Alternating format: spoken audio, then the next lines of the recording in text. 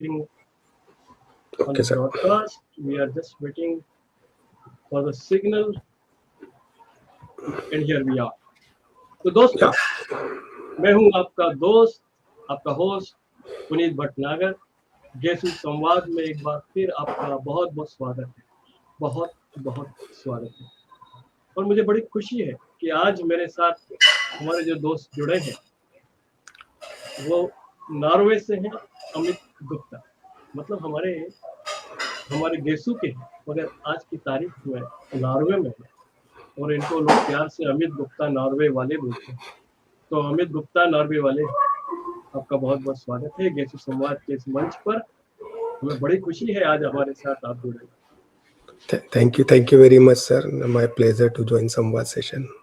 Good evening or good afternoon to everyone. Great. तो मैं यहाँ से शुरू करता हूँ अमित कि अमित 2004 बैच से। जी सर। तो मैं यहाँ से शुरू करता हूँ अमित कि तुम्हारे नाम पर इतने संदेश गेसु संवाद के ग्रुप में है, मुंबई ग्रुप में है और दूसरे बहुत से ग्रुप में है। मैं कल रतलाम में था, रतलाम में गेसु का एग्जाम था, मैं वहां पर था। आज सुबह मुंबई आया और पूरे दिन से एक ही काम कर रहा हूँ कि वो सब वीडियो देख रहा हूँ कि लोगों ने अमित के बारे में क्या क्या कहा, क्या क्या। And I am just amazed. लोग तुमको इतना प्यार करते हैं, इतना प्यार करते हैं। मतलब उबेजा जी से लेकर हमारे गेसु संवाद के पहले स्पीकर पटेल सर तक ने तुम्हारा जिक्र किया, तुम्हारे बारे में बातें की। दोस्तों, अमित को हम सब लोग जानते हैं, क्योंकि अमित बहुत एक्टिव रहे हैं और पिछले 3-4 साल की गेसु संवाद की जर्नी में हमसे भी जुड़े रहे और इनके कामों की झलक हम सबको लगातार मिलती रही। लेकिन आज आपको अमित गुप्ता का एक ऐसा रूप देखने को मिला, या मैं कहूँ ऐसे रूप देखने कि Amit is a multifaceted personality. और मैं कोशिश करूंगा कि हमारा जो 1-1.5 घंटे का वक्त होता है उसकी सीमाओं के बीच में अमित के बारे में ज्यादा से ज्यादा हम कैसे जाने। आज मरीन इंजीनियरिंग के बारे में बहुत सारी बातें हमको अमित बताएंगे।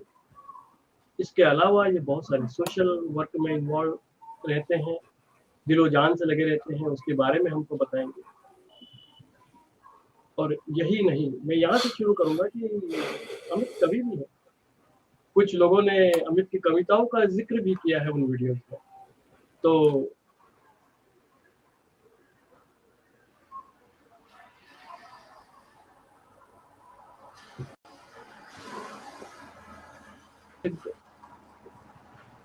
जो प्रसिद्ध काव्य पंक्तियां हैं कि लहरों से डरकर नौका पार नहीं होती, कोशिश करने वालों की हार नहीं होती। ये अमित तुम पर ऐसा लगता है कि तुम्हारे लिए ही परोक्ष रूप से लिखी गई है। और दोस्तों, आज का हमारा थीम है राइडिंग ऑन द वेव्स, और यही अमित लगातार कई सालों से कर रहे हैं। तो आइए लहरों पर चढ़ते हैं और अमित की यात्रा के हम भी भागी बने। अमित, चलो शुरू यहाँ से करते हैं कि जी सर, थोड़ा सा बताओ कि ये जो जर्नी है जहाँ पे तुम अपनी मरीन इंडस्ट्री के बड़े बड़े जो कॉन्फ्रेंसेस होते हैं उसमें कीनोट स्पीकर के रूप में खड़े हो, वहां तक जाने की जर्नी के पहले मैं ये जानना चाहता हूँ, हम सब दोस्त जानना चाहते हैं इस यात्रा की शुरुआत हुई कहाँ से? वो नन्हे कदम कहाँ से चलना शुरू हुए थे? सर सबसे पहले सबका थैंक यू, और सारे बड़े और मेरे सीनियर्स, पटेल सर, उबेया सर, मेरे दोस्त जितने भी हैं, सबका थैंक यू मुझे सुनने के लिए, झेलने के लिए, ऐसा बोल सकता हूँ मैं। सर एक्चुअली बचपन से ही मुझे थोड़ा सा इलेक्ट्रिकल में इंटरेस्ट था, क्योंकि मेरे मामा जो रतलाम में जैसे मामा वगैरह का जनरेटर और इलेक्ट्रिकल का बिजनेस था, तो शुरू से ही टेस्टर वगैरह से क्लास 3-4 से थोड़ा सा इंटरेस्ट आ गया था। फिर धीरे धीरे जब क्लास 7-8 में आए, आई थिंक 8 में, जब ये महेंद्र भगत सर वगैरह ये लोग हमारे नेबर होते थे, और उस टाइम पे इन लोग को देख के लगा कि नहीं यार इंजीनियरिंग, ये लोग मिनी ड्राफ्टर, उन लोग के दोस्त, और वो उन लोग को एक चार्म जैसा हो गया था। तो ये तो क्लियर हो गया था 7th 8th में ही कि इंजीनियर बनना है, वो भी इलेक्ट्रिकल इंजीनियर। और इंटरेस्ट थोड़ा था, बट फैमिली बैकग्राउंड या मतलब बाकी सबका फैमिली में बिजनेस था, पर पापा जॉब में थे, 4 भाई बहन थे। इकोनॉमिक कंडीशन उस टाइम पे बहुत ज़्यादा स्ट्रांग नहीं थी, बट मुझे था कि मैं अपना खुद का भी कुछ ना कुछ कर सकूँ। तो मैं 10th में ही जब था, उसी टाइम पे 10th की छुट्टियों में कलर टीवी इंजीनियरिंग का कोर्स मैंने कर लिया था। अच्छा, ओके। तो उस टाइम पे कलर टीवी का फिर मुझे थोड़ा थोड़ा इंटरेस्ट तो जब से ही आ गया था। 11th 12th की छुट्टियों में भी मैं कहीं फ्री रहता था तो किसी इलेक्ट्रिक की दुकान थी, वहाँ बैठता था। एज ए इलेक्ट्रिशियन भी मैंने बहुत काम किया। अच्छा, तो ओके ओके। तो मतलब ये गेसु में आने के पहले ही तुमने इलेक्ट्रिशियन का काम भी किया? जी सर। ओके। मुझे याद है मैंने अपने इंजीनियरिंग कॉलेज के 1-2 प्रोफेसर के घर में भी जाके लाइट वगैरह सुधारी है। और ओके। मतलब जब मैं फर्स्ट ईयर में था तो शायद एके जैन सर ने पूछा भी था क्या तुमको कहीं देखा है, तो मैंने उनको बताया था कि सर मैं आपका कूलर ठीक करने आया था घर में।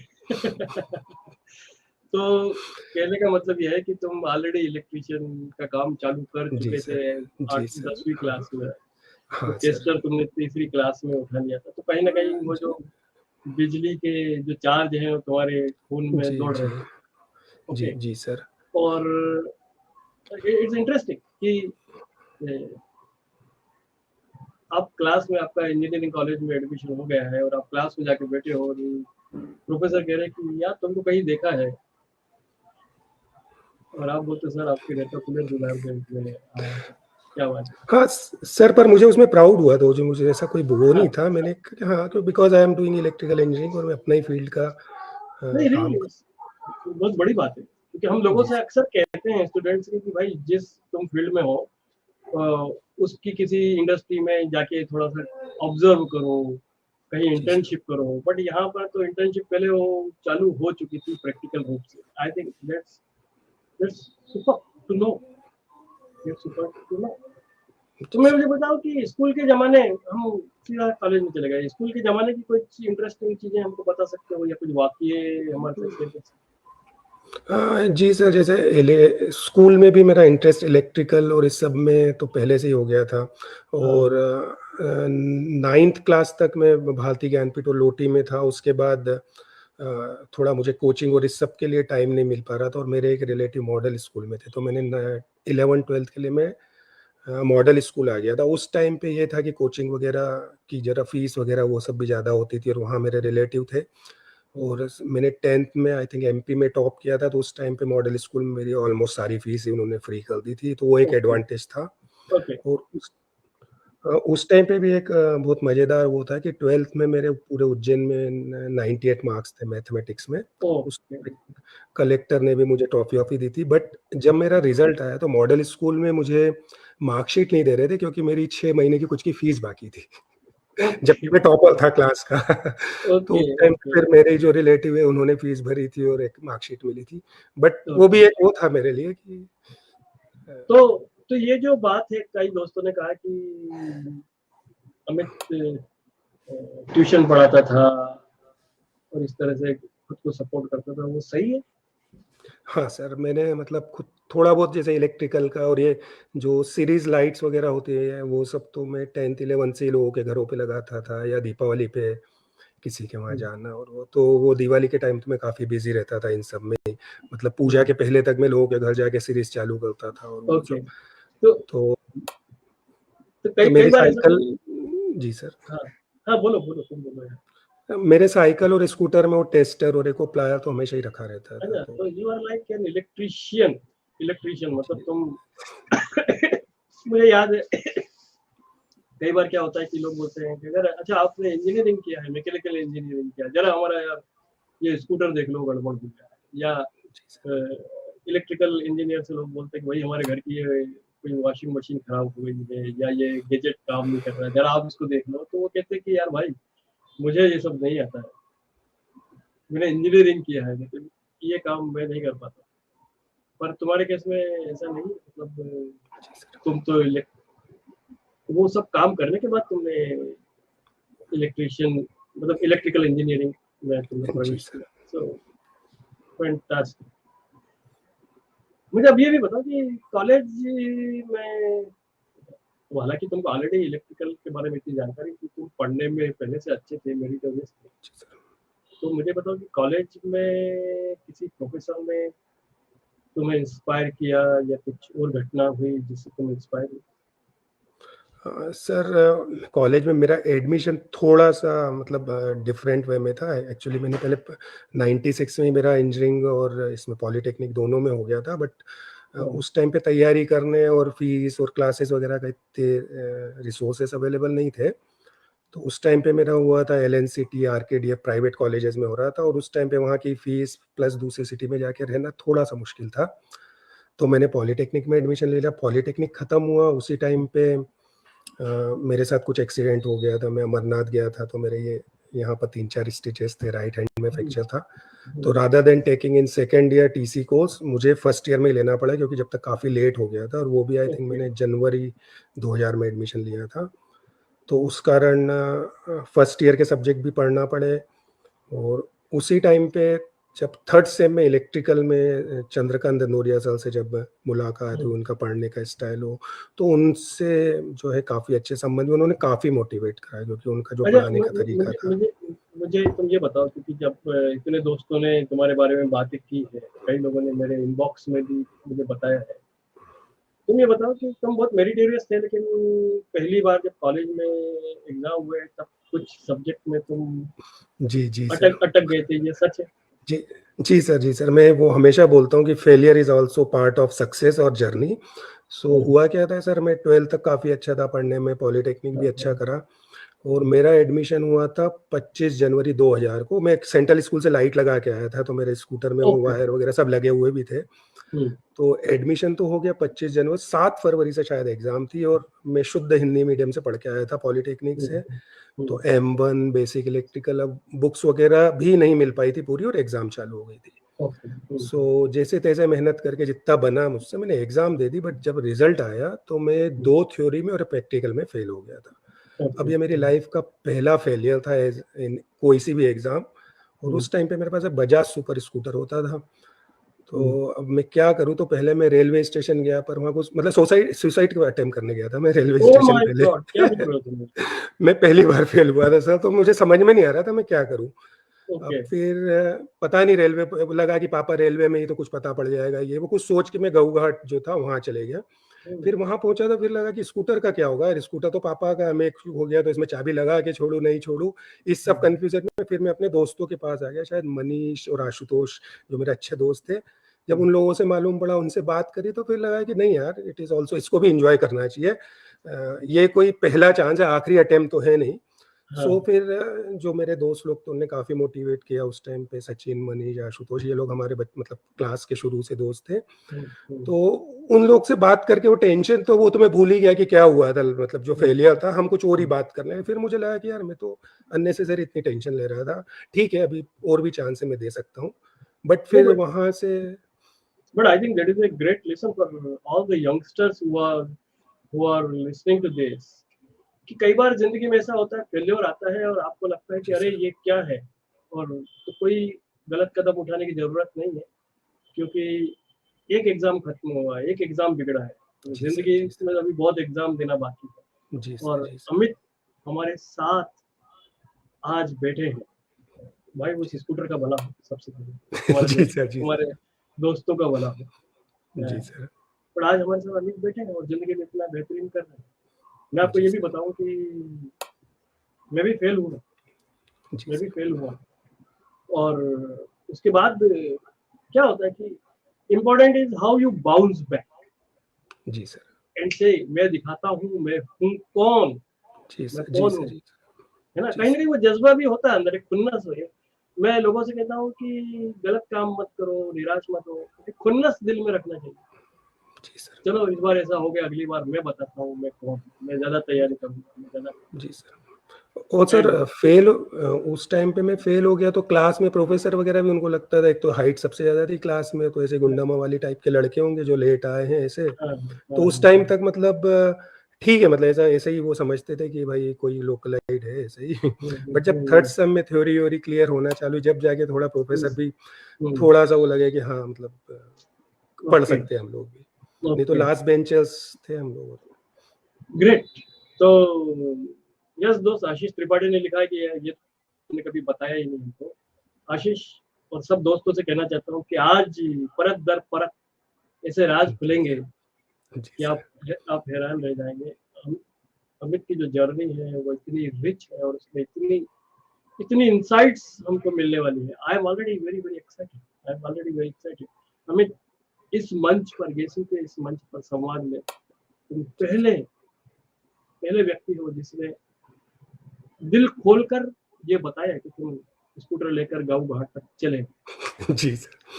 एंड आई थिंक मैं आपको सलाम करता हूँ, क्योंकि it will become an example for hundreds and thousands of people, youngsters. जी सर।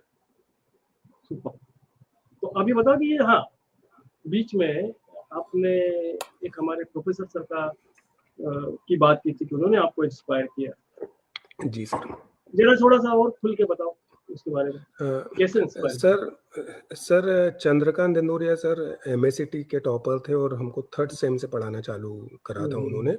बट जो उनका अप्रोच था पढ़ाने का, आई थिंक हम लोग इलेक्ट्रिकल इंस्ट्रूमेंटेशन या कुछ पढ़ रहे थे, और वो मैं पूरी बुक इतनी मोटी उसकी आर के सहानी की बुक आती थी, मैं उसको 2 दिन से समझने की कोशिश कर रहा था, वो नहीं हो पा रहा था। और उन्होंने क्लास में उसको कुछ वेक्टर डायग्राम से बहुत इजीली सॉल्व कर दिया था। तो मुझे लगा था कि यार जो एनालॉग अप्रोच है या जो स्टीरियोटाइप हम पढ़ने की कोशिश कर रहे हैं, उससे कहीं ज़्यादा है कि कोई एक्सपीरियंस टीचर जो उसको फेस कर सका। तो उस दिन के बाद मतलब मैं उनसे काफ़ी इंस्पायर हुआ। फिर उनसे मेरे काफ़ी बहुत अच्छे रिलेशन रहे। इवन मेरी मदर के टाइम और मेरी शादी में लड़कियां तक देखने गए हूँ मेरे साथ। अच्छा, अभी भी ये भी एक गजब की बात है कि कोई इंजीनियरिंग कॉलेज का प्रोफेसर तुम्हारे लिए लड़की ढूंढने के लिए तुम्हारे साथ इंजीनियरिंग के बाद सर। क्या बात है। तो ये गेसू का बॉन्डिंग है, वो हम हमेशा सुनते हैं स्टूडेंट्स और सीनियर्स के बीच में। लेकिन दोस्तों, जी सर, प्रोफेसर्स को भी ध्यान से देखिए, शायद आपकी जिंदगी के कई रास्ते वहां से खुलते हैं। जी सर। तो तुम पढ़ने में यहाँ पे भी फिर अच्छे ही थे, जहाँ तक मुझे लगता है। हाँ, मतलब थर्ड सेम से मेरे पाप लगभग सारे धुल गए, तो उसके बाद फिर कोई ऐसा सुसाइड वाली नौबत नहीं आई।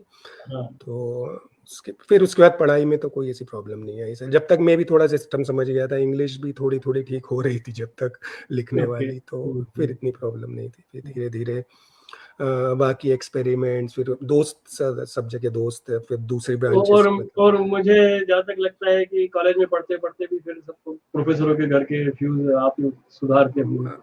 हाँ सर, वो भी एक इंसिडेंट। हाँ सर, वो भी एक थर्ड सेम या फोर्थ सेम में चंद्रकांत सर से ही मतलब पहचान फिर ऐसे ही बढ़ी थी। उन्हीं के घर पे कुछ रात में सरकारी क्वार्टर्स में रहते थे वो, तो कहीं रात में लाइट वाइट चली गई थी, 10-1 बजे की बात थी। तो मैंने जाके कोई फ्यूज वगैरह शॉर्ट मतलब चेंज किया था या वो, तो बोले थे यार हम लोग प्रोफेसर हैं। बट तो उस दिन के बाद से फिर सर से भी काफी अच्छे वो रहे। और ग्रेट। तो गेसू के बाद तुम फर्दर स्टडी करने के लिए नहीं गए, या तुमने कहीं दूसरे शहर में नौकरी नहीं की? जहाँ तक मुझे ख्याल है तुम MIT में जाकर पढ़ाने लगे। जी इसका सर। कारण क्या था? सर 2004 ख़त्म होते होते मतलब अच्छी ऑनर्स में इंजीनियरिंग हो गई थी, 78-79% की, कोई प्रॉब्लम नहीं थी। 1-2 कंपनी में हो भी गया था, सतना में और एक पूना में। बट उस टाइम तक मेरी मदर को कैंसर डायग्नोस हो गया था। तो उस मतलब 2004 एंड में और 5 में उस टाइम पे फिर मैंने, और ये दिनोरिया सर भी थे, उनसे भी तो फिर यही सोचा कि घर में मैं, पापा और मम्मी थे। तो उस टाइम पे फिर मुझे लगा कि नहीं, मुझे घर पे ही रुकना चाहिए, क्योंकि हमेशा पापा इतनी दौड़ भाग कर नहीं सकते थे, छोटी-मोटी रिपोर्ट्स के लिए भी इंदौर जाना पड़ता था। तो फिर मैंने सोचा कि यहीं रुकना अच्छा होगा। और कोइंसिडेंटली उसी टाइम पे MIT का इंटरव्यू निकला, और वो भी एक मतलब अच्छा इंसिडेंस था कि मेरा MIT का इंटरव्यू था। और मैंने सर को बोला कि सर मेरा इंटरव्यू है, तो बोले हाँ मेरे को भी चलना है। तो मैं समझा नहीं सर को, कि बोले मेरे को ही तेरा इंटरव्यू लेना है। ओके, तो दिनोरिया सर को ही तुम्हारा इंटरव्यू लेना है। हाँ सर। तो फिर MIT ज्वाइन कर लिया, वहाँ पर भी सारे दोस्तों का पप्पू भैया का सबका बहुत सपोर्ट रहा। कुछ समय बाद पहले सक्सेना साहब डायरेक्टर थे, फिर उबेजा साहब आ गए थे वहाँ पर, तो उनसे भी बहुत स्नेह मिला। लगभग 2.5-3 साल तक पढ़ाया, और उसी टाइम पे 2 साल के एंड में सर ने इंस्पायर करा एमटेक करने के लिए। और 2005 में ही मदर का भी मतलब कैंसर वो लास्ट फेज में आ गया, और अक्टूबर 2005 में शी पास्ड अवे। बट उस टाइम पे भी MIT का और उबेजा सर का, पप्पू भैया का, पूरे कॉलेज का काफ़ी अच्छा सपोर्ट रहा, और उन्होंने मुझे मोटिवेट करा एमटेक करने के लिए, तो मैंने फिर एमटेक स्टार्ट कर दिया था। Great great great. तो I think in that way हमारे प्रोफेसर्स का तुम्हारी जिंदगी में बहुत बड़ा योगदान। जी सर। और तुमने देखा गेसु समाज पर उबेजा सर का भी एक मैसेज तुम्हारे लिए है। जी सर। जी sir. And I think that's a great blessing. जी सर। आज तक किसी वक्ता के लिए हमारे किसी प्रिंसिपल ने इस तरह का मैसेज नहीं किया। And you are blessed Amit in many ways. और जी सर। हालांकि इसी दौरान आपने अपनी माँ को खोया, जी सर। सब संघर्ष किए। तो ये बताओ मुझे कि ये जो सब संघर्ष का दौर था, उसके बाद उज्जैन छोड़ा? जी सर। क्या किया उज्जैन छोड़ा? सर अब एमटेक तो चालू कर दिया था उसी टाइम पे, फिर मैं और पापा ही रह गए थे, और वो टाइम जो बहुत ही क्रूशियल था, क्योंकि मतलब उस टाइम पे केवल दोस्तों का ही सहारा था, जो हमारे मतलब चिन्मय सर, अखिल सर और बाकी। उसी टाइम पे MIT में जॉब कर ही रहा था, फिर शादी का भी प्रेशर था। हालांकि मतलब उस टाइम पे MIT की इनकम इतनी नहीं थी कि मैं शादी कर सकूं, बट शादी हो गई थी 2007 में। और फिर वाइफ ने काफ़ी इंस्पायर करा MIT के बाद भी कि अगर बाहर कहीं, तो एमटेक के लास्ट में मेरा पूना में एक कंपनी में हो गया था। तो उस टाइम पे भी उबोया सर ने बोला कि नहीं, अगर अच्छा कुछ ऑप्शन मिल रहा है तो जाना चाहिए। तो दिसंबर 2007 में मतलब एमटेक की थीसिस बाकी थी, उस टाइम पे मैंने पूना में कंपनी में 5-6 महीने के लिए ज्वाइन कर लिया था। और वहीं से फिर मैंने तैयारी करी, तो मतलब मेरा 3-4 जगह और हुआ था, उसमें से सरकारी कम नौकरी भी में भी हुआ था उस टाइम पे 2-3। बट उस टाइम पे सीमेंस मेरे लिए शुरू से ही काफ़ी एक ब्रांड और वो रहा था। और जब मेरा उसमें हो गया था, फिर मैंने डिसाइड किया कि नहीं, सीमेंस मुंबई ज्वाइन करना ज़्यादा अच्छा रहेगा। ओके, तो तो तुम मुंबई भी रहे? ओके, जी सीमेंस में सर। रहे। जी तो सर। फिर ये मरीन इंजीनियरिंग में कब आए? सर सीमेंस मैंने 2008 जुलाई में ज्वाइन किया था। जून में आई थिंक मैं अमरनाथ से आने के बाद मैंने इमीडिएटली ज्वाइन कर लिया था। सो सीमेंस में शुरू का फेज बहुत मतलब क्रूशियल था, हार्ड वर्किंग था। और मैं कॉलेज से गया था, थोड़ा एक्सपीरियंस था, पर पढ़ाते पढ़ाते मैं थोड़ा अपने आप को ऐसा लगने लगा था कि मुझे बहुत कुछ आता है इलेक्ट्रिकल में और ये वो।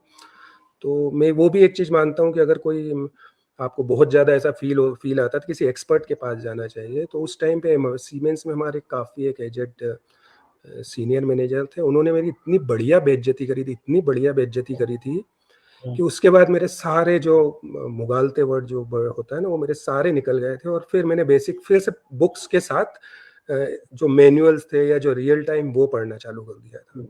तो वो मुझे लगता है कि कहीं मतलब एक इंसल्ट भी पॉजिटिव वे में बहुत अच्छा रहता है मोटिवेट करने के लिए। क्या बात है। फिर उस इंसल्ट के बाद मैंने कभी फिर मतलब टेक्निकली और ज़्यादा मैं इन्वॉल्व हो गया था प्रैक्टिकल चीज़ों में, और जो जो चीज़ मुझसे मिसिंग थी या जो मेरी कहीं ना कहीं छूट गई थी। तो उस टाइम पे सीमेंस में मैं 2010 में आई थिंक मैं मैनेजर प्रमोट भी हो गया था। 2011 में सीमेंस इंडिया में मरीन बिजनेस स्टार्ट किया था, और मुझे इंजीनियरिंग कमीशनिंग लीड मैनेजर के लिए चूज़ किया था। तो आई थिंक 2001 से हमने स्टार्ट किया था, और L&T शिप बिल्डिंग चेन्नई से हमको कुछ 4 वेसल्स को ऑर्डर मिले थे हाइब्रिड शिप के। तो 1-1.5 साल तो उसमें इंजीनियरिंग और डेवलपमेंट चला। मैं जर्मनी गया 1-2 बार, बट फाइनली आई थिंक 2013 में उसकी कमीशनिंग स्टार्ट होने वाली थी, और वो नॉलेज मुझे ही था, प्लस साथ में 1-2 और भी जूनियर इंजीनियर थे। तो मुझे याद है उस टाइम पे हम लोगों ने मरीन फील्ड चालू करी थी, और पहली बार शिप पे मैं गया था। Okay, so in a sense you are one of the pioneers.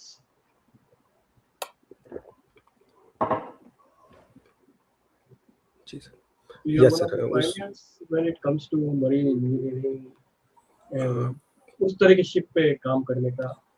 जी सर, जी ओके, सर। ओके, वो सर हम लोग का इंडिया का पहला ट्रांसफ़ॉर्मर-लेस हाइब्रिड वेसल था ओके, और उसमें भी मतलब काफ़ी स्ट्रगल, लड़ाई-झगड़े और स्ट्रेस, कन्फ्यूज़न बहुत सब था, क्योंकि एक्चुअली इट वाज़ जो सॉफ्टवेयर पार्ट या कुछ पार्ट जर्मनी से होना था, हुँ, बट फुल सपोर्ट मिला नहीं। एक तो टाइम डिफरेंस भी था और हुँ, फिर ये था कि खुद ही ट्राई करके, और मुझे याद है मैं पहली बार जब गया था चेन्नई, तो लगभग मैं 45 डेज़ तक कंटिन्यू वहीं रहा था। ओके, हुँ, और चेन्नई की गर्मी प्लस वो ओवरऑल पहनना पड़ता था। हुँ। So it was very very tiring and तो इन मॉर्निंग एसेंस 6। तो मैं जो समझ रहा हूँ, बीच में रोक रहा हूँ तुमको, मैं जो जी समझ सर, रहा हूँ वो ये है कि जर्मनी में तुमको ट्रेनिंग मिली थी और वो एक जी सर, ट्रेनिंग होती है। जी बाद सर, में जब यहाँ पर आए तुमको एक चेन्नई में हाइब्रिड शिप पर भेज दिया गया, जी जो सर, अब तुमको संभालना था एक तरह से रियल लाइफ में। जी सर, जी सर, जी सर, और जी सर, टाइम डिफरेंस भी थे और जो भी कम्युनिकेशन गैप्स होंगे जी और सर, जो जी रियल सर, रियल जिंदगी के प्रॉब्लम होते हैं वो खुद जी सुलझाने। सर, आई थिंक जी sir. That's fantastic. I think that must be a very good experience for you again. Yeah sir, it was sir, because initially जब हमको कोई प्रॉब्लम आती है या स्ट्रगल होता है, तो उस टाइम पे मोमेंटली बुरा लगता है कि यार मैं फँस गया, पर उसी टाइम पे जो हम लोग मेहनत करते हैं, रिसर्च करते हैं या सीखते हैं, वो आई थिंक बहुत अच्छा रहता है और वो आज तक मेरे काम आ रहा है। Okay, great. तो तो मुझे बताओ कि तो फिर ये नॉर्वे तुम कब गए?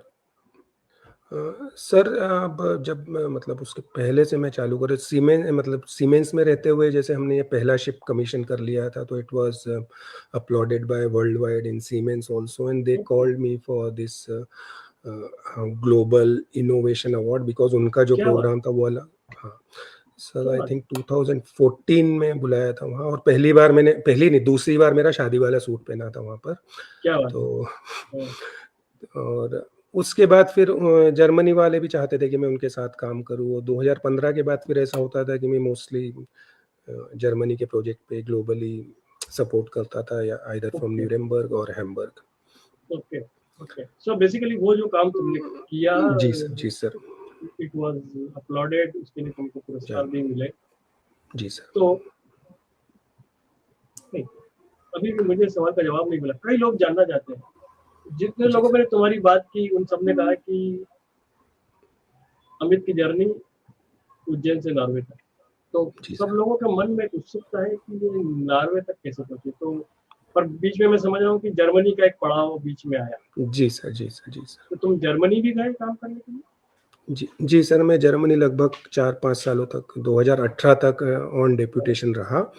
बट उस टाइम पे अगेन फैमिली लाइफ बहुत डिस्टर्ब होती थी, फैमिली आती-जाती थी, मैं इंडिया आता-जाता था, और बच्चे की उसी टाइम पे स्कूल्स भी स्टार्ट हो गए थे, हम्म, और वो परमानेंट सॉल्यूशन नहीं था, और मुझे ट्रैवल भी काफ़ी करना पड़ रहा था, और मैं जिस इंडस्ट्रीज़ में था उसके पायनियर या जो बेंचमार्क थे मतलब शिपिंग इंडस्ट्री में, नॉर्वे था।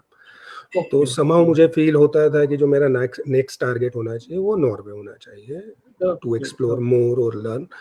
तो उस टाइम पे फिर मैं जब लंबे टाइम के लिए जर्मनी में था, तो मैंने एक्सप्लोर करना चालू कर दिया था। आई थिंक उसी ये टाइम पे मैंने पहली बार लिंक्डइन भी इंस्टॉल किया था। ओके, ओके, ये मैं यहाँ पे बीच में एक छोटा सा पॉज आपको देना चाहता हूँ। जी सर, बहुत कम लोग हैं जिनको जर्मन कंपनियों के साथ जर्मनी में रह के इतना काम करने जी का सर, मौका मिला। तो जी सर, यहाँ पे दो चीजें मेरे दिमाग में कुल बुला रही हैं। एक तो तुमने पहले बोला था हाइब्रिड शिप के बारे में जी सुना, सर, जी सर, है ना? तो हमको ये बताओ कि हाइब्रिड शिप क्या होता है, और साथ में ये भी जानना चाहता हूँ मैं और सब दोस्तों को बताओ कि जर्मन इंजीनियरिंग का तो बहुत नाम है। जी उनकी सर, जो प्रिसीजन इंजीनियरिंग होती है, प्रोसेसेस होती जी है, सर। उनका जो सिस्टम होता है, एटीट्यूड होता है काम करने का। तो उसके बारे में जरा उसपे थोड़ा रोशनी डालो कि क्या होता है और उसमें से हम क्या सीख सकते जी सर, सर हाइब्रिड शिप का मतलब होता है जो 2 मोड ऑफ फ्यूल से चल सके। जैसे अभी हाइब्रिड कार्स भी आती हैं, वो डीज़ल, हैं? पेट्रोल के अलावा बैटरी से भी चल पाती हैं। हम्म, तो जो हम लोगों ने शुरू में हाइब्रिड शिप करा था, उस टाइम पे बैटरी इतनी डेवलप नहीं हुई थी, पर एक एक मोटर होती है जिसको हम एज ए जनरेटर भी चला सकते हैं, जिसको शाफ्ट जनरेटर बोलते हैं। तो शिप में 2 प्रोपेलर होते हैं, पोर्ट साइड और स्टारबोर्ड साइड। सो शिप को डिज़ाइन करते टाइम वो जो शाफ्ट जनरेटर है वो इस हिसाब से डिज़ाइन किया जाता है कि नॉर्मल मोड में जब आपको फुल थ्रस्ट या नॉटिकल माइल्स पे रन नहीं करना हो, तो एक propeller as a generator work करता है, जो भी होटल लोड होता है, जो शिप में जितने भी लोड्स होते हैं, एयर कंडीशनिंग, लाइटिंग, उसको भी सप्लाई कर सके, प्लस उसकी एनर्जी से दूसरा प्रोपेलर भी चल सके। तो समहाउ हम लोग मेन इंजन से जो डीजल जनरेटर होते हैं उनको स्विच ऑफ कर देते हैं, और एक प्रोपेलर की जो रीजनरेटिव एनर्जी है, जो एज ए जनरेटर वर्क करा के उसकी एनर्जी से शिप की लाइटिंग प्लस दूसरे प्रोपेलर को नॉर्मल स्पीड पे, बहुत ज़्यादा नहीं, वी कैन से 55 to 65% जो थ्रस्ट होता है उस पे रन कर लेते हैं। तो ये नई टेक्नोलॉजी थी सर? जी सर, उस टाइम पे नई टेक्नोलॉजी थी। तो आज की तारीख में शिप की टेक्नोलॉजी कहाँ तक पहुंची, थोड़ा बताएंगे? हाँ सर, आज की तारीख में शिप की टेक्नोलॉजी काफ़ी एडवांस्ड हो गई है। जैसे अभी कुछ वेसल्स हैं जो कि प्योर इलेक्ट्रिक होते हैं, मतलब उसमें केवल बैटरीज होती हैं। कोई भी ज़ीरो कार्बन जो वेसल हो उनको बोलते हैं, तो उनमें शॉर्ट स्पान के लिए उनका यूज़ करते हैं। तो जब भी पोर्ट पे पहुंचते हैं तो वहाँ पर उनके चार्जर्स लगे होते हैं बड़े बड़े, उन चार्जर से बैटरी को चार्ज कर लिया जाता है। फिर उनका जो स्पान होता है या जो छोटी फेरी होती है वहाँ उनका यूज़ करते हैं। तो अगर आपको मटेरियल या मैन को ट्रांसपोर्ट करना है एक प्लेस से दूसरे प्लेस से 2 घंटे 3 घंटे या इतनी देर के लिए उनका यूज़ करते हैं। फिर वो जितनी देर में आप सामान उतरता है या लोग चढ़ते हैं, उतनी देर में बैटरीज फिर से चार्ज हो जाती है। तो एक तो ये होता है जो लिथियम आयन बैटरीज वाले जो प्योर इलेक्ट्रिक वेसल्स यूज़ हो रहे हैं वो हैं। बट अब उससे ज़्यादा जो लेटेस्ट टेक्नोलॉजी है उसमें हाइड्रोजन फ्यूल सेल भी आ गया है। प्लस अभी और आगे रिसर्च चल रही है। हाइड्रोजन फ्यूल सेल में भी एक प्रॉब्लम है कि हाइड्रोजन को बहुत ज़्यादा प्रेशराइज करके रखना पड़ता है फ्यूल सेल में यूज़ करने के लिए, और वो प्रेशर क्रिएट करना इज़ नॉट ईजी। सो अभी एक लेटेस्ट शिप पे जहाँ हम लोग कुछ काम कर रहे हैं वहाँ अमोनिया के थ्रू हाइड्रोजन एक्सट्रैक्ट कर रहे हैं और उससे फ्यूल सेल को चलाएंगे। एंड जब तुम कह रहे हो हम कर रहे हैं, मतलब ये नॉर्वे में जहाँ शिपिंग टेक्नोलॉजी हम टॉप पर है, हम उसकी बात करते हैं। We are talking about the best in the world right now. जी सर। ओके, तो मैं अभी नॉर्वे पे आता हूँ, पर उसके पहले फिर वापस एक सवाल जो मैंने पूछा था, जी जर्मन इंजीनियरिंग और जर्मन प्रोसेसेस, उनका जो एटीट्यूड, काम करने का तरीका, उसके बारे में बताओ। कुछ एग्जांपल अगर दे सकते हो तो बहुत ही अच्छा है। सर जर्मन काम करने का तरीका और वर्ल्ड में बहुत अच्छा है। वो लोग बहुत बहुत प्रिसाइज होते हैं और उनसे सीखने को भी बहुत अच्छा मिलता है। बट एक चीज़ है कि आप किसी दूसरी कंट्री में रहते हो, अगर आप डेप्यूटेशन पे नहीं हो तो थोड़ा सा आपको जो मेन क्रिटिकल डिसीजंस होते हैं उसमें आप इन्वॉल्व नहीं होते हो, तो वो जनरल डिसएडवांटेज नहीं, मेरे साथ डिसएडवांटेज था। बट वैसे जर्मनी में मतलब उन्होंने 1950s में आज से 70-80 साल आगे का सोच रखा था। तो वहाँ का जो भी जर्मन डिज़ाइन है, वहाँ के मोटरवेज हैं, जो उनके ट्रेन है, मुझे याद है हम लोग एक ट्रैक्शन के प्रोजेक्ट पे काम कर रहे थे। तो वहाँ वो लोग जब डिज़ाइन कर रहे थे, हम लोग जो डिज़ाइन कर रहे थे वो 2050 में कितने लोग उस पर चढ़ सकते उस हिसाब से हम डिज़ाइन कर रहे थे। म्यूनिक में एयरपोर्ट पे मेट्रो चलती है जिसको ड्राइवरलेस मेट्रो होती है, तो उस टाइम पे उसका डिस्कशन और प्रोजेक्ट फेस चल रहा था। तो मुझे याद है मैं 1-2 बार गया था मतलब हमारे सीनियर्स के साथ। तो वो जो डिज़ाइन था वो 2050 में उस एयरपोर्ट की कितनी कैपेसिटी होगी, कितने लोग आएंगे जाएंगे, उस हिसाब से उसको यूज़ करा था। आज उसकी यूजेबिलिटी हार्डली 15 या 20% होगी। सो इस तरह की और तो यहाँ पे मैं ये भी जानना चाहता हूँ कि जब आपने जर्मनी में काम किया और तुमने अच्छे प्रोजेक्ट्स में काम किया, तुम इंडिया में सक्सेसफुल होने के बाद वहाँ पहुंचे थे। जी सर। तो नॉर्वे जाना तो तुम्हारे लिए फिर बहुत सरल हो गया होगा, क्योंकि इतना अनुभव के बाद। जी सर। मुझे लगता है कंपनियों ने आपको खुले हाथों इनविटेशन दिया होगा कि आइए। सर इतना इजी मतलब लाइफ में इजी तो मतलब इजी तो ऐसा कुछ भी नहीं था कि उन्होंने आगे से होके बुलाया, पर एक फेज पे मुझे लगने लगा था जब मेरी फैमिली भी वहाँ पर काफ़ी टाइम तक रही थी, तो मुझे लग रहा था कि नहीं यूरोप अब ठीक है फैमिली के लिए या नो, तो उस टाइम पे फिर मैंने सोच लिया था कि नॉर्वे मेरा वो होना चाहिए। उस टाइम पे मैंने 2-3 महीने काफ़ी तैयारी करी, 4-5 कंपनीज में हो भी गया था। और थोड़ा-सा लैंग्वेज एक इश्यू, क्योंकि जर्मनी में है तो आपको जर्मन नहीं आती है तो काफ़ी मतलब होता है। बट जब स्कैंडिनेविया में मैं आया और रहा, देखा मैंने, तो यहाँ पर इंग्लिश की ऐसी कोई प्रॉब्लम नहीं है। तो तो यहाँ पर मतलब सीधा तुमको जॉब मिल गया अपने एक्सपीरियंस का? जी सर। हाँ सर। उनमें इंटरव्यू था काफ़ी, मतलब 2-3 फेजेज़ में चला, फैमिली भी एक बार आके गई। बट हाँ, कोई प्रॉब्लम है, सच प्रॉब्लम नहीं। हाँ, नॉर्वे लैंड होने के बाद कुछ प्रॉब्लम हुई, वो बात अलग है। क्या प्रॉब्लम हुई जरा वो भी बताओ। सर लाइफ, मतलब मुझे लगता है कि लाइफ में चैलेंजेस, स्ट्रगल नहीं हो तो लाइफ में मज़ा भी नहीं आता। तो अब मैं जब आया, जब मेरी वाइफ प्रेग्नेंट थी और हम लोग दिसंबर में यहाँ आए थे, सो मुझे याद है मुंबई से आ रहे थे, मुंबई में +30 डिग्री टेम्परेचर था और यहाँ था -22। पूरे में वाइट स्नो एकदम था और हम बच बच के चल ही रहे थे और हम लोग घर में एंटर ही हो रहे थे और शी फेल डाउन। प्लस शुरू में मतलब सर मैं अपनी चॉइस से आया था तो मुझे ही अडॉप्ट करना था यहाँ का सब कुछ, बच्चे, फैमिली, स्कूल और कल्चर, प्लस ड्राइविंग लाइसेंस यहाँ का। तो ठीक है, धीरे धीरे धीरे सब एडजस्ट हो गया। तो अब मैं समझ रहा हूँ, क्योंकि जब नॉर्वे में तुम पहुंचे तब काफी एक्सपीरियंस तुम हो चुका था जी सर। तो थोड़ी अपनी सक्सेस स्टोरीज बताओ ताकि हम सबको समझ में आए कि अमित किस लेवल पर अपनी इंडस्ट्री में काम कर। सर मतलब जैसे मैंने सीमेंस का बताया, उस टाइम पे मैंने 2014-15 में जो वेसल्स करे थे, उसके बाद उससे और कुल मिला के उस टाइम पे 10 या 12 वेसल्स हाइब्रिड और इलेक्ट्रिकल वेसल्स करे थे। वहाँ से जर्मनी आने का, जर्मनी में भी कुछ प्रोजेक्ट मेरे काफ़ी अच्छे थे। एक स्टेट ऑयल का प्रोजेक्ट था जिसके लिए अप्रिसिएशन मिला था। बट जब नॉर्वे में आया तो नॉर्वे में I was pure marine engineer इन मरी टाइम टेक्नोलॉजी। सो इनिशियली यहाँ पर थोड़ा सा स्ट्रगल था, थोड़ा एडजस्ट होने में, not from the job front. But फिर मैं I was involve in some of worlds best project. एक यारा इंटरनेशनल करके एक प्रोजेक्ट है जो वर्ल्ड का फर्स्ट अनमेन्ड वेसल है, जैसा उसमें कोई भी आदमी नहीं होता है। कोई नहीं होता, आई वाज नो क्रू। जी sir, no crew at all. तो उसको सर हम लोग हमारे ऑफिस से बैठ के ऑपरेट करते, तो it was one world's first unmanned vessel plus pure electric, because उसमें कोई जनरेटर या वो नहीं था। So I was involve and I was lead for that.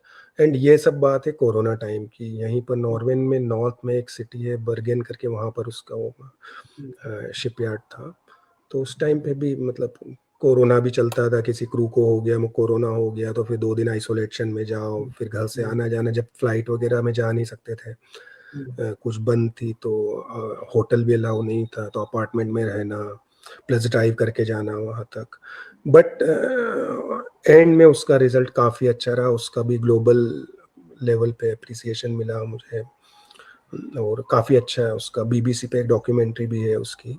Plus Norway की प्रेसिडेंट ने भी, सॉरी प्राइम मिनिस्टर ने भी वहाँ पर विजिट करा था और she asked me, you are from India, so I was feeling very proud at that time because she was not appreciating me, she was appreciating entire India, so that was really a good, proud moment for me. क्या बात, क्या बात, sir. क्या बात। तो ये कुछ बड़े बड़े प्रोजेक्ट्स हैं, मतलब I am so excited to hear about unmanned ship, क्योंकि ये ड्राइवरलेस कार होगी इसके बारे में हम वर्षों से सुन रहे हैं और सोच रहे हैं कि किसी दिन होगी, लेकिन शिप अपने आप में अनमैन्ड, जी सर। कितने किलोमीटर की यात्रा करता है ऐसा शिप? सर ये शिप करीबन 48 नॉटिकल माइल, मतलब ये मतलब 3D में समुद्री डिस्टेंस इसका करीबन 100 किलोमीटर रहता है। तो यारा एक फर्टिलाइजर कंपनी है, तो इसके पहले मतलब आई थिंक नॉर्वे में ये जो फ्योर्ड बोलते हैं जिसको, ये 70-80% और यहाँ मोड ऑफ ट्रांसपोर्ट जो फर्स्ट है वो सी ही है। ओके। तो बाय रोड किसी जगह पहुंचने में वहां उनको 4 या 5 घंटे लगते थे और डिस्टेंस अराउंड 300 किलोमीटर था। तो वो फर्टिलाइजर के कंटेनर को one place to another place transfer करने में जो टाइम लगता था, टाइम भी ज़्यादा था प्लस एनर्जी और इन्वेस्टमेंट भी ज़्यादा था, तो उसके अगेंस्ट ये वेसल था। तो इससे एक फेरी जो है आई थिंक 56 कंटेनर के बराबर जो यूरिया विद इन 4 आवर्स में एक फेरी में कंप्लीट हो जाता है, जो कि अगर मैन्युअली देखें तो आई थिंक वो 4 या 5 दिन का जॉब होगा। Oh, oh, so it saves a lot of energy, time, effort. या Fantastic, fantastic. क्योंकि ग्रेट। और ये तुम सुपरवाइज करते हो? हाँ सर, मतलब मैं इनिशियल फेज में था, अब तो जो सर्विस पार्ट है वो लोग देखते हैं, बट अभी भी कुछ टेक्निकल प्रॉब्लम या वो होती है। एक्चुअली कल शाम को ही मुझे वापस जाना है, उसमें कुछ प्रॉब्लम आ रही है उसी वेसल पे। तो मुझे एक चीज और बताओ, तो तुमको वेसल पर काफी दिनों तक रहना पड़ता है सी में? हाँ सर, कई बार जब सी ट्रायल होते हैं या तो 7-7 दिन 8-8 दिन रहना पड़ता है। How tough is that? Initially it's really tough, क्योंकि क्या कई बार जब अरेबियन सी जो मुंबई यहाँ ये मानसून के टाइम पे काफ़ी रफ सी होता है, तो जो वाइब्रेशन होते हैं बहुत ज़्यादा होते हैं, तो जो सी सिकनेस एक वर्ड होता है जिसमें बहुत वॉमिट होता है, और so it's really really difficult. Plus आपका कहीं कोई नेटवर्क नहीं होता है, क्योंकि है ना आप ने मोबाइल का नेटवर्क रहता है ना, प्लस खाने पीने का भी रिस्ट्रिक्शन, जैसे मैं वेजिटेरियन हूँ, ज़्यादा तक इंटरनेशनल क्रू में या उसमें वेज मिलना बहुत बहुत मुश्किल होता है। क्या तुम अभी तक मेंटेन किए हो? हाँ अभी तक तो किया हूँ सर। ओके, अभी तक किया है तो आगे भी कर ही लोगे। हाँ मतलब नॉर्वे आने का एग खाना चालू कर दिया है, बट ठीक है, उससे आगे नहीं बढ़ा हूँ। Okay okay. सो वो मुश्किल होता है। प्लस उस पर एक चीज़ है सर उसमें कि शिप में भी मतलब एक फ़ायदा ये होता है कि जब आपके पास कोई नेटवर्क नहीं रहता है, कुछ भी नहीं रहता है, पर उस टाइम पे आपकी फील्ड के अलावा आपको बाकी दूसरी फील्ड के बहुत एक्सपर्ट्स मिलते हैं। क्योंकि सपोज मैं ड्राइव्स या मोटर पार्ट देख रहा हूँ, तो कोई इंजन वाला होगा, कोई डीपी वाला या नेविगेशन, तो उन लोगों से बातें करके डिस्कशन करके, क्योंकि सब कैजुअल टॉक होती है, और उस कैजुअल डिस्कशन में और उसमें बहुत कुछ सीखने को मिलता है, उन लोगों से रिलेशन मिलते हैं। मतलब मेरा एक थर्ड ग्रुप जो था दोस्तों का, फिर वहां से सी वॉरियर करके वहां से चालू हो गया था, और वो लोग भी फिर अमरनाथ चले गए मेरे साथ कई लोग। क्या बात है, क्या बात है। तुम्हारी अमरनाथ यात्रा के बारे में तो बात हम करेंगे जी थोड़ा जी सर। बाद में, क्योंकि मैं सोच रहा हूँ जी कि सर। हम सब इंजीनियर हैं, तो पहले तुम्हारे इंजीनियरिंग के कारनामे सुन रहे जी सर। जी सर। और कुछ इंटरेस्टिंग जो भी हो रहा है शिपिंग इंडस्ट्री में? सर शिपिंग इंडस्ट्री में अभी सबसे ज़्यादा जो एडवांस चल रहा है वो बायोफ्यूल पे भी चल रहा है, जो एक्चुअली जैसे हम लोग शुगर केन यूज़ करते हैं, तो शुगर केन का बायो प्रोडक्ट मिथेनॉल और इथेनॉल होता है, तो उससे उसको परिष्कृत करके जो बोलते हैं, वो एक फ्यूल बनाने का एक ट्राई चल रहा है। जैसे अभी मैं एम्स्टर्डम में था, तो वहाँ पर उस पे काम चल रहा है बायोफ्यूल बेस्ड वेसल्स का। Okay okay, great. तो अब मुझे आप ये बताओ कि ये जो तुमको कॉन्फ्रेंस में कीनोट स्पीकर के रूप में बुलाया गया है, ये किस तरह की कॉन्फ्रेंस थी? काफी लोग इसके बारे में जानने को उत्सुक हैं। और जी सर। तुम्हारा मरीन इंजीनियरिंग में तुम्हारा वो खास खास एक्सपर्टाइज क्या है जिसके लिए तुम अपनी इंडस्ट्री में जाने जाते सर मरीन इंडस्ट्रीज में जो ड्राइव्स होते हैं, electrical drive, it's like regulator for fan जो कि स्पीड कंट्रोल करता है। हो? तो वो मतलब आज से 10-15 साल पहले केवल ड्राइव्स तक ही लिमिटेड था, पर आज की तारीख में क्या होता है कि ज़्यादातर वेसल्स जो प्रपल्शन या ये होता है वो डीसी से होता है, मतलब डीसी डीसी जिसको हम बोलते हैं बैटरीज के थ्रू होता है। तो उसको कंट्रोल करना, उसका करंट वोल्टेज को मेंटेन करके शिप को चलाना भी, प्लस होटल लोड को मैनेज करना, प्लस शिप का पूरा पावर मैनेजमेंट मैनेज करना वाया ओनली दिस बैटरीज थोड़ा सा क्रिटिकल होता है, क्योंकि शिप का एक नॉर्मल शिप का 30 मेगावाट का पावर सिस्टम होता है, और वो केवल बैटरी से चलता है। और एक उसमें सेफ्टी भी एक बहुत बड़ा कंसर्न होता है, क्योंकि छोटी सी मिस्टेक से ब्लैकआउट अगर हो गया, और blackout is like spot on your image अगर ब्लैकआउट हो गया तो उस सबको मैनेज करना, प्लस इस फील्ड में मतलब ड्राइव्स प्लस शिपिंग, और इस फील्ड में मुझे लगता है कि हार्डली 15 या 20 ही एक्सपर्ट होंगे वर्ल्ड वाइड। और उनमें एक हमारा Amit, not up to that level, हाँ बाकी बोल सकते हैं सर। क्या देखो, अब तुम बोलो not up to that level, लेकिन इतने लोगों ने कहा कि ये बंदा जरूरत से ज्यादा हम्बल है कि मैं उसको काउंट नहीं कर सकता। I think whatever you are doing is fantastic.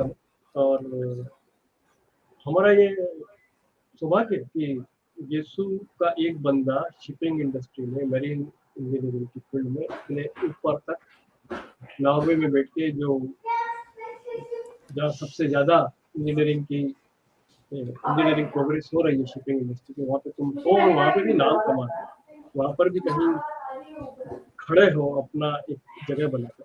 तो मुझे ये बताओ कि हमारे जो इंजीनियरिंग के स्टूडेंट्स हैं जी सर, या जो इलेक्ट्रिकल इंजीनियर्स हैं हमारे देशों के या इंडिया के, उनको तुम क्या बोलोगे?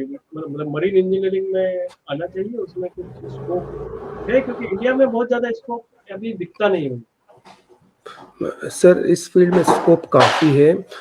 अभी मैं लास्ट ईयर ही पढ़ रहा था, मोदी गवर्नमेंट आने के बाद जो सी मोड और सी ट्रांसपोर्ट काफ़ी वो लोग सपोर्ट कर रहे हैं। इवन कुछ फेरीज अंडमान में भी सब करी है, क्योंकि जहाँ पर बाय रोड डिस्टेंस ज़्यादा है और आप सी में उसको ट्रेवल कर सकते हो या कैनाल में, तो इसका स्कोप तो नो डाउट सर बहुत है, और आने वाले भी फ्यूचर बहुत है। सो मैं तो सर ये रिकमेंड करूँगा कि अगर कोई भी स्टूडेंट पढ़ना चाहता है या करना चाहता है, तो not only electrical, marine engineering में इसमें अच्छा स्कोप है। और ऐसा नहीं कि सीधे मरीन का सोचना है, क्योंकि rather than setting a big target just to go by small target. But marine and I am, engineering, जी सर, जैसे कि फॉर एग्जांपल मैं कहूँ कि ज्यादातर लोग या तो कंप्यूटर्स में चले जाते हैं या फिर कन्वेंशनल मैकेनिकल इलेक्ट्रिकल में चले जाते हैं, पर इसके अलावा कुछ स्पेशलाइज्ड कोर्सेज हैं। जैसे मेरे बेटे ने फूड टेक्नोलॉजी में किया, स्पेस टेक्नोलॉजी के भी कुछ कोर्सेज हैं जी और मेरे ख्याल से मरीन इंजीनियरिंग के भी कुछ कॉलेजेस हैं। जी So सर, should जी sir. someone go there? Should one do some course there? Will it be beneficial for the career? ये मैं जानना। Yes, sir. Of course, it's beneficial for career, because the future is for marine and this like Tesla car, if you see. हाँ। So आने वाले समय में जैसे Tesla सड़क पे है, वैसे ही जो है इलेक्ट्रिक वेसल्स, और इसका टाइम आने वाला है। Okay. Okay. So basically, you should be prepared for the next level of Exactly. technology. और Yes, वहाँ sir. पे इतने चेंजेस हो रहे हैं जी कि सर। जिस तरह से डिजिटल ट्रांसफॉर्मेशन जिंदगी को बदल रहा है, उसी तरीके से वहाँ पर भी बड़े लेवल पर चेंजेस आएंगे और उसमें मरीन इंजीनियर्स की जरूरत पड़ेगी। जी सर, जी सर। करेक्ट। Okay, great. तो दोस्त, तुम्हारी जो जर्नी है इतनी एक्साइटिंग है और इतनी इंटरेस्टिंग है, क्योंकि वो टेस्टर तीसरी क्लास में पकड़ा जी और सर। उसके बाद तुमने फ्यूज, प्रोफेसरों के घर के फ्यूज सुधारे जी और सर। उसके बाद अब तुम मरीन इंजीनियरिंग में गए और वहाँ ऊपर तक पहुंचे। लेकिन साथ ही दुनिया जो तुमको जानती है वो इसलिए भी जानती है कि ये आदमी, जब लोगों के दिल के फ्यूज उड़ जाते हैं तो उसको भी जोड़ता है। मैं दिल के फ्यूज उड़ जाते हैं मतलब मैं रोमांटिक सेंस में नहीं बोल रहा, जब जी sir. People are under stress, तो कहीं ना कहीं मैंने जितनी भी कहानियां तुम्हारी सुनी उसमें एक शब्द बार बार आया, मदद। अगर आपको किसी मदद की जरूरत है तो अमित है। I think that's a fantastic thing. I never heard this kind of thing about anybody. हमारे यीशु के कई लोग हैं जो मदद करने के लिए हमेशा तत्पर हैं। पर तुम नॉर्वे में थे, मुझे भी याद है, क्योंकि कोविड के वक्त मैं भी बहुत फॉलो कर रहा था सब लोगों को, सब लोग चिंतित थे। जी सर। तुम नॉर्वे में थे और जो तुम्हारा अपना शेड्यूल बता रहे हो कि वहाँ पे शिप पे भी जाना होता है, उसको सब जी कंट्रोल सर। करना होता है और कोई ड्राइव करना है, सब कुछ करना है, तो basically you were also under lot of work pressure. जी सर। और उसमें तुम इंडिया में किसी के लिए बेड कहीं अरेंज करवा रहे हो, कहीं किसी के लिए ऑक्सीजन दिलवा रहे हो। तो दोस्त, थोड़ा सा ये बताओ, और तुम अमरनाथ यात्रा भी लगातार करते हो, तो सबसे पहले मैं अमरनाथ यात्रा के बारे में पूछता हूँ, तो मुझे लगता है जी बहुत सर। इम्पोर्टेंट है। जी सर। अमरनाथ यात्रा कब से कर रहे थे? सर मैं पहली बार अमरनाथ गया था 1999 में। ओके। और वहाँ जाके जब मैंने फील किया कि वो जो वहाँ पर ज़्यादातर दर्शन तो एक पार्ट है ही, पर वहाँ ज़्यादातर जो है मतलब अमरनाथ यात्रा के 2 रूट हैं, एक पहलगाँव वाला है, एक बालटाल वाला। तो हम शायद पहलगाँव से गए थे, आए बालटाल से थे। सो उस टाइम पे जब वहाँ हम रुके थे, जो पंजाबी लोगों के वहाँ लंगर होते हैं, जो उन लोग की सेवा थी, वो निस्वार्थ सेवा, मतलब उनको तो ना जानता ना कोई, वो सेवा देख के और वो दर्शन करके वो जो फील हुआ था, उसको मतलब एक्सप्लेन नहीं कर सकते हैं। और वो देख के लगा था कि यार ठीक है, मतलब हम हमारी लाइफ जी रहे हैं, मटेरियलिस्टिक लाइफ है, बट वो जो 7 दिन 10 दिन जो मेरी लाइफ के, वो बहुत बहुत अच्छे थे। मतलब ऑल्दो नेक्स्ट ईयर में मैं वहाँ पर जब गोलियां वोलियां चल रही थी, जब मैं वहीं पर था। अच्छा, तो वो आतंकी हमला हुआ, तुम वहीं पर थे? जी जी। हाँ ओके। सर।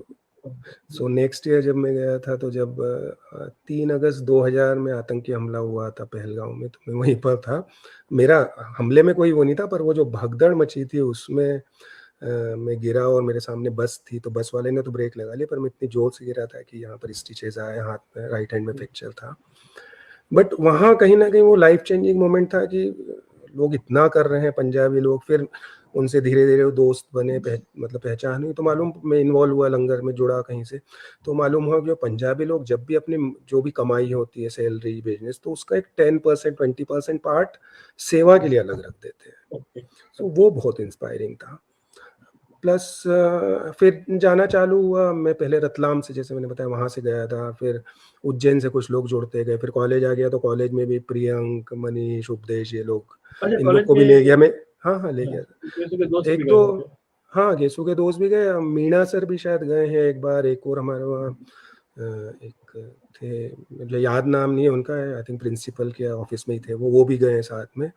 तो धीरे धीरे फिर उज्जैन में भी नेटवर्क होता गया। और उस टाइम पे सर क्या है कि टाइम ही टाइम होता था, पैसे कम होते थे। अब उल्टा होता है। तो हेलो। सही बात है। हाँ सर, हाँ, मतलब बीच उस बीच टाइम पे में। हाँ, मालवा एक्सप्रेस या उससे जम्मू जाके और वहाँ से, मतलब 10 दिन की लगभग यात्रा होती थी वो।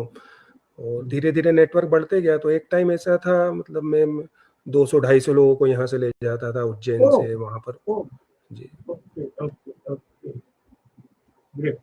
तो उस तो वहां से तुमने जब देखा हमारे सिख बंधुओं को सेवा करते हुए, तो कहीं तुम्हारे दिल के तार झंझनाए कि मुझे भी कुछ करना चाहिए, सेवा तो हमको करनी है। जी सर। ओके। एक और सर इंटरेस्टिंग मोड ये था कि 2005 में जब मेरी मदर एडमिट थी, मतलब उस टाइम पे, मतलब वो कीमो के बाद ब्लड देना पड़ता था। और ब्लड आई थिंक एक बार में 4 या 5 यूनिट देना पड़ता था। अब मैं या मेरे भाई बहन, हम लोग 3 महीने में एक बार की जगह 3 बार दे चुके थे। उस टाइम पे जब मतलब मैं किसी मदद के लिए ढूंढ रहा हूँ भोपाल में या कहीं, तो कोई मिलता ही नहीं था। तो उस टाइम पे लगा कि यार कम से कम मैं इस लायक हो जाऊं कि मैं किसी दूसरे की हेल्प कर सकूं, ताकि जो मैंने मुंह देखा है कोई और को, ओके। तो वो तो भी दैट एक इज, इंस्पायरिंग मोमेंट था। हाँ सर। तो पर्सनल एक्सपीरियंस था जिसने तुमसे कहा कि अगर जी कोई सर। मदद मांग रहा है, ढूंढ रहा है, तो उसके जी लिए सर। साथ जाके खड़ा होना चाहिए। I think that's also remarkable. जी सर। और तो कोविड में भी तुमने बहुत काम किया है, मुझे मालूम है। और यहाँ पे मैं कहूँगा कि गुंजन गुंजन ने कोविड के लिए बहुत काम किया, तुम उसके साथ जी जुड़े सर। थे। जी सर। तो, तो कोविड में तुम ये कैसे कर पाए नॉर्वे में भी? सर मतलब करना ऐसा, मैं इन्वॉल्व था, गुंजन सर के साथ इन्वॉल्व था, मेरे कुछ और भी नेटवर्क थे। अखिल सर प्लस बहुत अच्छा काम कर रहे थे, उनसे काफ़ी अच्छी ट्रेनिंग थी। ओके। ये चुपे तो रुस्तम है, उसके बारे में मुझे पता नहीं था। जी सर, तो उन्होंने भी काफ़ी हेल्प करी सबकी। तो ऐसा नेटवर्क बनते गया। और कुछ मैं तो बस सर एक एक मीडियम था किसी की हेल्प करने का। करने वाला तो कोई और होता था, मैं तो नॉर्वे में बैठा था। बट हाँ। ये था कि मैं सही सही तार कनेक्ट कर देता था, तो काम हो जाता था। हम्म, सो पर बाकी सर उसमें भी ऐसा था, उस टाइम पे तो हेल्प मतलब काफ़ी अच्छी करी, मुझे याद है। हमारे गेसू की एक प्रोफ़ेसर थी, उनके फ़ादर का कुछ इश्यू हुआ था खंडवा में, उनकी सुबह 4 बजे वो ऑक्सीजन सिलेंडर उज्जैन से 9 बजे उनका खत्म होने वाला, जब तक मैंने पहुँचा दिया था। और जब मैं अभी उज्जैन गया था, जब उनसे मिला, तो उनसे मिल के जो खुशी हुई थी वो देख के कि उन्होंने ये बोला कि तुमने पापा को बचा लिया यार। अरे तो क्या वो बात, जो क्या खुशी बात, थी, मैं मतलब क्या बात। क्या बोलूँ सर। तो मैं आगे क्या बोलूँ, मतलब इससे ज़्यादा हाँ, मतलब उसके बाद मैं भी कुछ नहीं बोल पाया सर, मैं क्या क्या बोलूँ? बोलता, मतलब वो तो हमारी प्रोफ़ेसर थी। और दिस इज़ रिमार्केबल। जी पर सर। मैं वही कह रहा हूँ कि आप कहीं भी हो, कई बार लोग बोलते हैं कि हम कॉर्पोरेट जॉब में हैं, इसलिए हम सोशल सर्विस नहीं कर पाते, हम करना तो चाहते हैं। आई थिंक अगेन अमित मैं बोलूँगा, यू आर एन एग्ज़ाम्पल, जी sir. You are a bright example कि आप अगर करना चाहते हो तो आप कर सकते हो। जी सर। देखो ये सब उड़ते हुए ये दिल है ना, ये सब उसको एंडोर्स कर रहे हैं। जी सर। एंड आई थिंक मैं 2 मिनट के लिए रुकूँगा, ये दिल उड़ने दो, दिल उड़ने दो, because I think this is what people want, this is what inspiration is, let me put it this way. आज का ये सेशन सुनने के बाद मुझे पक्का भरोसा है कि बहुत सारे लोग कुछ अच्छे काम करने के लिए उद्यत होंगे। जी सर। कि कई बार हम बहाना बना लेते हैं, जस्टिफाई कर लेते हैं कि अरे नहीं मेरे पास टाइम, कैसे करूँगा? घर है, परिवार है, टारगेट्स हैं, है ना? पर I think you you are an example, you are an example. जी और सर। शायद वो स्कूटर जो है ना, वो जी स्कूटर सर। वो जी सर। इसीलिए था कि तुम भी बचो और पता नहीं कितनों की ज़िंदगी बचाने में तुम्हारा योगदान हो। जी सर। क्या बात है। एंड आई एम श्योर कि आज का ये सेशन सुनने के बाद शायद बच्चों, तुम्हारे बच्चों को, तुम्हारे परिवार वालों को भी कुछ नई चीजें पता चलेंगी तुम्हारे बारे में, जो शायद कहीं ना कहीं छुपी होंगी। तुम्हारे दोस्तों ने कहा कि हमको कभी पता नहीं था, और अब मुझे समझ में आ रहा है कि इतने लोग जो तुम्हारे बारे में बोल रहे हैं वो क्यों बोलते हैं। ग्रेट। तो अब मुझे, पर मुझे जो जानकारी है उसके हिसाब से तुमने यूक्रेन में भी लोगों को वहां से वापस लाने के लिए काम किया है। हाँ सर, एक्चुअली यहाँ आरएसएस का एक ऑर्गेनाइजेशन था सेवा करके, हम्म। मैं उससे थोड़ा लिंक था। और जब यूक्रेन का वो चला तो सबसे पहले हम लोगों ने एक मतलब व्हाट्सएप ग्रुप बनाया। वहाँ पर पोलैंड में कुछ इंडस्ट्रियलिस्ट थे इंडियन, जो कि वहाँ जाके उनको खाना पीना और इंडियन काउंसलेट की जो भी हेल्प है वो बता सकते थे। तो फिर एक्सेल शीट बना के धीरे-धीरे, मैं भी धीरे-धीरे, फिर मेरा इंटरेस्ट भी था, इन्वॉल्व होते गया उसमें। और काफ़ी बच्चों के फिर मैसेज आते थे, किसी पेरेंट्स के आ रहे हैं। सो समहाउ वो जब जिस तरह की वो वीडियो भेजते थे, जैसे बंकर में, खार्किव में कुछ डॉक्टर्स बच्चे थे, वो जैसे बंकर में रहते थे, और वो तो बहुत बहुत ज़्यादा चैलेंजिंग था। बट काफ़ी अच्छा रहा, मतलब उसमें कोई किसी को भी कोई भी जान माल बोलते हैं उसकी हानि नहीं हुई, तो it was really good. And उसके बाद अभी मैं जब इंडिया गया था, तो किसी का कुछ फ़ोन या वो आया था पेरेंट्स का, तो मैं तो जानता नहीं था, उनका ऐसे ही फ़ोन आया था, तो मुझे बहुत खुशी हुई उनसे मिलके। तो I think that what drives you, कहीं देखिए एक सर्कल पूरा होता है। कभी एक तो अपने अंदर की एक इच्छा है कि मैं किसी का भला करूं। देखो मुझे ऐसा भी लगता है कि ऊपर वाले ने हम सबके अंदर कुछ सॉफ्टवेयर डाल के भेजे, तो ये कहीं ना कहीं अंदर से आता है कि मैं लोगों की सेवा करूं या लोगों की मदद करूं। तो कई बार मुझे लगता है कि इसका कोई तर्क नहीं हो सकता, ये बस होता है तो होता है। जी सर। और फिर साथ में जब लोगों, जिन लोगों की मदद की, वो आके बोलते हैं कि अरे भाई तूने मेरी मदद की जिससे कुछ फर्क पड़ा, तो you you are able to create a difference. And I think yes that is very very rewarding, very rewarding. And I think as much rewarding और शायद ज्यादा rewarding than career success, exactly है ना? सर। करियर तो ठीक है, वो बोलते हैं ना कि मतलब शतरंज का गेम खत्म होने के बाद बादशाह और प्यादे एक ही उसमें बैठते हैं। हाँ, एक ही सो डब्बे में करियर चले इज ओके, जाते हैं। एक ही डब्बे में चले जाते हैं। तो करियर तो ठीक है सर, मतलब इंजीनियर बन गए तो मतलब ब्रेड बटर तो सभी कर ही लेंगे। सो बट ये जो काम है, अगर किसी की हेल्प कर सके तो उसकी जो फीलिंग है वो एक्सप्लेन नहीं कर सकते सर। Super. तो ये भी तय सेंसिटिव हो, कहीं ना कहीं दिल से सेंसिटिव हो, जी सर। और सब संघर्ष किए हैं, जी सर। जो हम कहते हैं राइडिंग ऑन द वेव, तो तुमने उतार भी देखे, चढ़ाव भी देखे, सब कुछ देखे। जी सर। और शायद वही दिल है जो कविता भी करने लगता है, सेंसिटिव अरे दिल सर। कविता करने लगता है। जी कॉलेज सर। में तो सभी कविता है।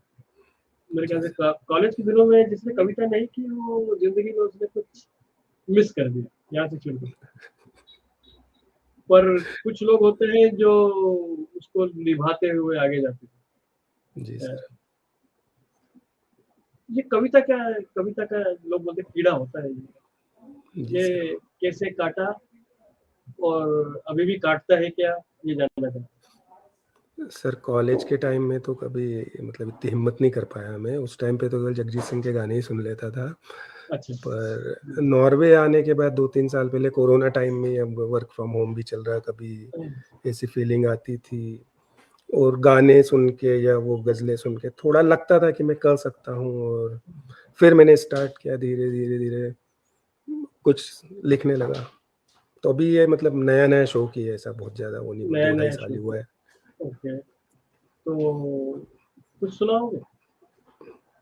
हाँ सर, एक मैंने माँ के ऊपर, मतलब मेरी ज़्यादातर माँ और ऐसी ही रहती है वो, मतलब शादी के बाद बाकी सब पे तो लिख नहीं पाया मैं।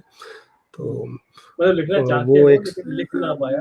हाँ, मतलब एक माँ पे ही लिखा वो ही सुना देता हूँ सर। ओके। आँचल में जन्नत सा सुकून, ना दुआओं का कोई रकीब है। आँचल में जन्नत सा सुकून, ना दुआओं का कोई रकीब है। माँ दुनिया में दूर ही सही पर दिल के करीब है। क्या बात, अरे क्या बात, वाह। और स्पेशली अपनी माँ के लिए तुमने जी सर। जो लिखा है, great.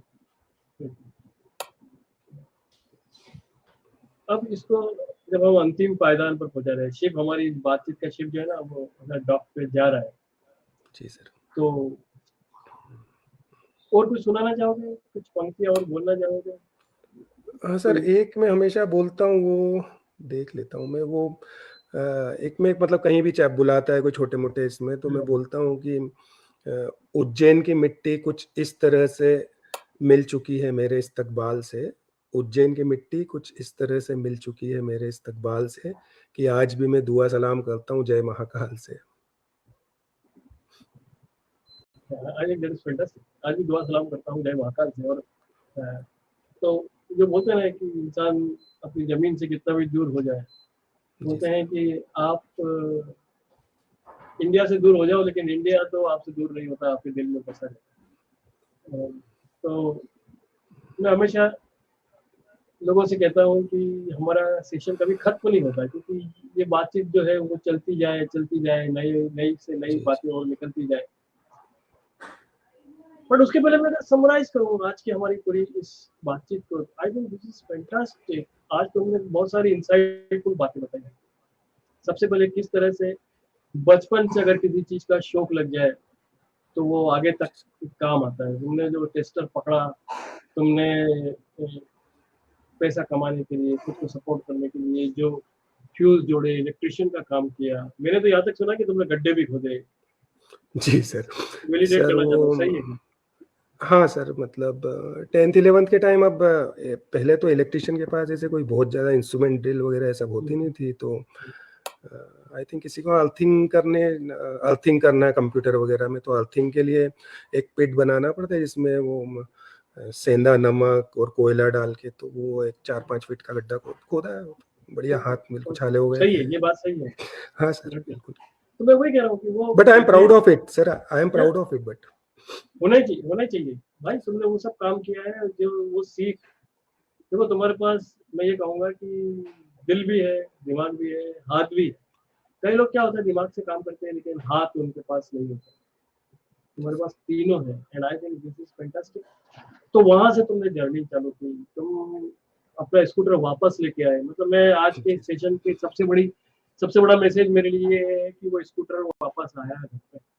And I think I want to underline that message to every person who is listening to this. जिंदगी कई इम्तिहान लेती है, एक इम्तिहान में फेल हो जाने से फर्क नहीं पड़ता। आई थिंक तुमने आज इतनी ईमानदारी से, इतनी कैंडिडली वो बात बोली है, इसलिए फिर से सलाम करता हूँ अमित तुमको।